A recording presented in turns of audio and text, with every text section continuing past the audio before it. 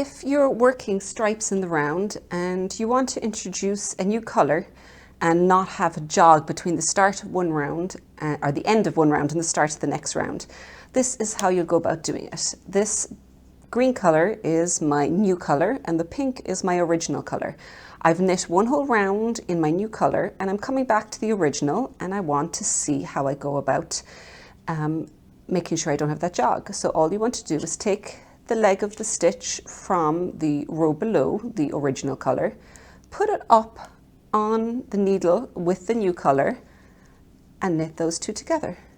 And then you just continue on, and the rest of it is all going to remain the same.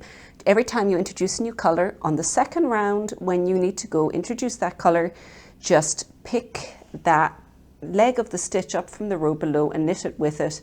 And while it won't completely get rid of it, it'll be a big help with trying to reduce that jog.